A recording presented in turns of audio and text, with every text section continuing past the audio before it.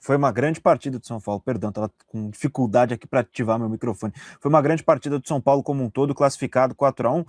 E aí fica também o debate, né, que também está na nossa pauta, porque com a crise que o São Paulo passa no profissional, um nome que o Gabi até brincou com relação à presidência, né? A gente até fez aqui em lives a imagem do Arrimacis se aquecendo.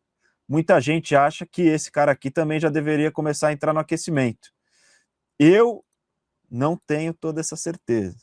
Eu teria um pouco de calma. O Alan Barcelos é um ótimo profissional, mas a paciência ou a falta dela foi a que prejudicou também o trabalho de alguns desses nomes aqui, ó.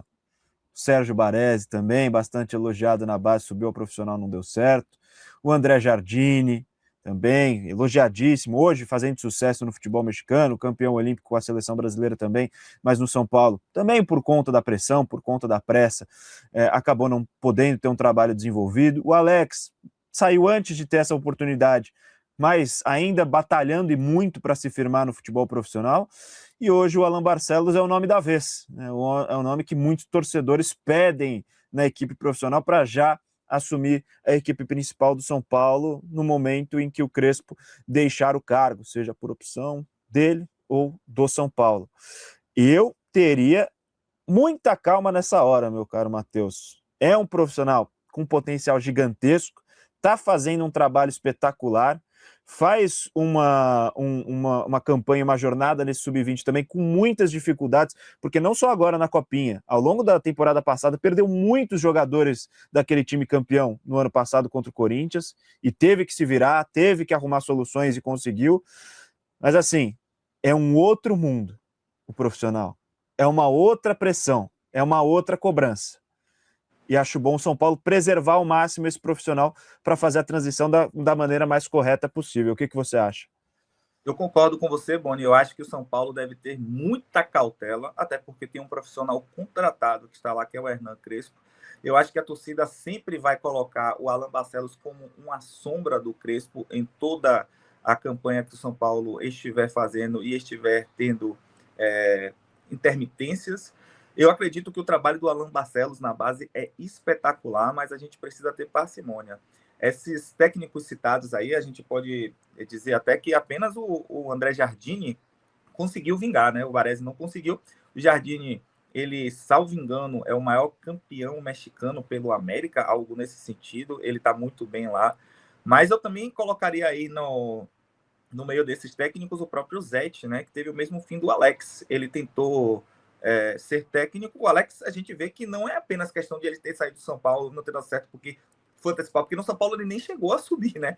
Na realidade, o Jardine chegou a subir no São Paulo, jogou a eliminação da pré-Libertadores, mas o nosso querido Alex, ele saiu antes mesmo de poder subir, foi para outra equipe e está pensando de equipe em equipe no profissional e não está conseguindo dar certo, assim como foi o Zete, né, que chegou aí para o Paraná e outras equipes e também não deu. Eu acho que o São Paulo tem que preservar um profissional como o Alan Barcelos, porque, além de tudo, ele consegue extrair da sua equipe o melhor, independentemente das peças que acompanham. Então, assim, a gente estava sem o Pedro Ferreira na segunda-feira e ainda assim ele fez o time jogar. Pedro Ferreira, que é um jogador diferenciadíssimo, que eu espero que o São Paulo tenha atenção, mas eu não acredito que seja a hora, o momento de testar o Alan Barcelos na equipe de cima como técnico. Eu acho que talvez se ele fizer um trabalho paulatino de integrar a comissão técnica, talvez já seja algo a gente trabalhar, né? Eu penso diferente com relação aos jogadores. Eu acho que o São Paulo deveria voltar às suas origens e fazer com que esses meninos da base possam integrar o elenco de vez. Eu cito aqui o exemplo, por exemplo, em 1985, vou longe, né? O São Paulo estava muito mal no Campeonato Brasileiro e de repente surgiram alguns garotinhos que eram os meninos do Morumbi, né? Silas, Sidney, subiram para a equipe principal, alteraram completamente uma equipe derrotada e mesclando com jogadores mais experientes, Pita, Falcão, Careca, o São Paulo conseguiu se reinventar. A mescla de jogadores da base com jogadores experientes fizeram com que o São Paulo fosse campeão brasileiro de 1985, ou campeão paulista de 1985 em cima da própria Portuguesa, e campeão brasileiro de 1986 em cima do Guarani. Eu acho que o São Paulo tem que olhar para a Cotia porque é o cenário vencedor. Mas, para agora, eu não acredito no Alan Barcelos como técnico. Muita gente aqui no chat com as opiniões divididas, né? Vários querendo o Alan Barcelos o mais rápido possível, outros falando, calma, gente, espera aí. E você já adiantou sua opinião com seus gestos, né, Gabi? Calma. Espera aí, também não é assim, né? Cara, pelo amor de Deus, ele tem 33 anos, o Alan Barcelos. Quando o Jardine foi para a equipe profissional de São Paulo, ele tinha 40. Quando o Baresi foi para a equipe profissional de São Paulo, ele tinha 38, salvo engano. Então, ele está começando agora, o Alan Barcelos também. Ele está conseguindo o seu primeiro trabalho de solidez ali numa categoria acima. Fez um trabalho que foi lindo do São Paulo com ele, no sentido de, sub-11, 13, 15, 17, 20. Ele foi na escada natural. Acho que ele apresenta muito recurso, ele leu o jogo muito bem, esse é um mérito. Ele leu o jogo de forma sensacional, isso é algo que não dá para tirar, mas eu acho que o São Paulo não pode queimar um grande profissional. Caso o Alan Barcelos vá para a equipe profissional, vamos colocar esse cenário. Caio Crespo, o técnico é o Alan Barcelos. Ele perde 5 jogos, ele já fica na mira, e caso ele não consiga fazer um bom trabalho, por fatores que nem dizem respeito a ele exatamente, porque não é apenas técnico que faz a construção de um trabalho, ele não treina mais, enfim, Série A por um tempo, sabe? Aí teria que ir para um time de Série B, teria que tentar a carreira profissional por outro caminho, como foi o Ceni, por exemplo. Foi jogado numa fogueira ali, vai, assume, foi mal, aí foi para Fortaleza, fez um projeto sólido de anos, aí vai para o Flamengo, foi para o Cruzeiro, voltou, né? Aí vai para o Flamengo, e aí agora está no Bahia com uma certa solidez também. Então, acho importante ter cautela, acho que o Alan é um cara muito importante para essa formação, e acho que o próximo passo do Alan não deveria vir a ser o técnico de time profissional. Acho que o que seria interessante para ele é ser auxiliar de comissão fixa do São Paulo. Perfeito. Seria talvez uma posição boa para ele, assim, que seja para ficar um ano, vai ser auxiliar, caso pinte a vaga, show, ele fica, caso não pinte a vaga, ele vai para outro clube e vai tentar, enfim, começar de baixo a carreira profissional.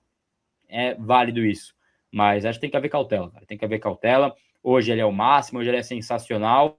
A 2 para o chat, porque ele errou na final do Paulistão 20, porque ele leu o jogo errado, ele fez umas trocas ali e o time tomou a virada. Então esse extremismo do futebol, ele é doentio, cara. Ele adoece as pessoas, entendeu? Hoje ele abre o Instagram, vai pro profissional, você é fantástico, você é sensacional. Daqui a pouco ele perde um jogo, burro, pardal, é vaiado.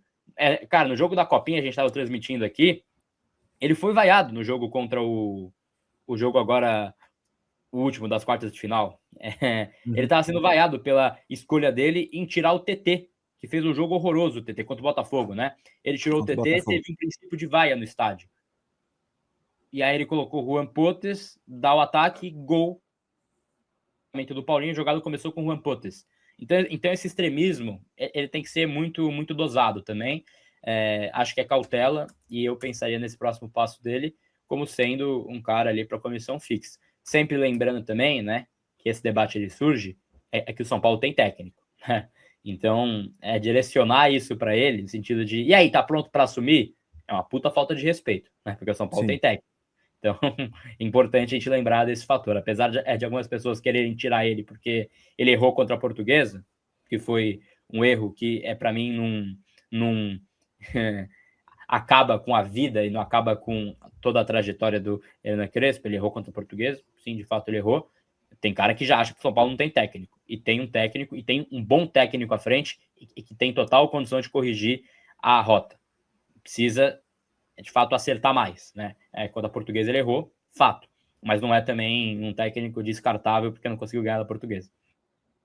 Eu estou fechado com vocês dois nessa ideia de seguir o processo, colocando primeiro numa comissão fixa, depois pensando em fazer essa transição para ser técnico do profissional, porque a palavra é transição. Você tirar o cara de ser técnico do sub-20 e imediatamente colocar para ser treinador da equipe principal, não é transição, É colocar o cara de sopetão num cargo que talvez ele não esteja pronto para fazer. Porque é isso, tem muitas qualidades, tem leitura de jogo, sabe da parte tática, consegue extrair o melhor dos seus jogadores, mas é muito diferente você gerir um grupo de jovens com menos de 20 anos de idade que estão com o grande objetivo na vida de chegar no próximo passo, que é vestir a camisa do time principal. É muito diferente você gerir um elenco de caras que já estão ali há muito tempo, que já têm carreiras consolidadas, que são milionários, que conquistaram diversas coisas, não só títulos, estou falando, mas conquistaram poder de compra, poder aquisitivo, situações financeiras confortáveis e que têm outros objetivos na carreira. É muito diferente. E talvez você passar por essa comissão fixa faça ele aprender a também gerir esse elenco que é tão diferenciado de um time sub-20. Você jogar o cara ali aos leões para comandar um elenco principal, depois de só comandar a categoria de base na vida, também eu acho injusto com o cara. E até teve um comentário aqui do Patrick Rocha, que mandou o seguinte: Flamengo deu oportunidade para o Felipe Luiz, que nem essa experiência tinha. Beleza, o Felipe Luiz é um cara com um potencial enorme, para mim já é um bom técnico, já dá para colocar como um bom técnico, mas olha o contexto, o cara tem uma seleção na mão. Um time que tem a sua pressão, que tem a sua cobrança, mas é uma cobrança muito diferente que a do São Paulo. É uma cobrança por título, por chegar lá em cima, por brigar, porque tem reforços para esse nível, porque tem gastos que condizem com essa expectativa. O São Paulo é um furacão nesse momento. O São Paulo é um time que a gente está falando de briga contra o rebaixamento no estadual. O Flamengo é um time que é o atual campeão da Libertadores do Brasileiro, muito pelo trabalho dele, mas que conquistou essas coisas também antes do Felipe Luiz chegar e que construiu isso. Então não dá para comparar friamente Alan Barcelos com o Felipe Luiz e os contextos de São Paulo e Flamengo. Pelo menos é a minha opinião. Tudo bem, aqui todo mundo tem a sua visão sobre essa situação.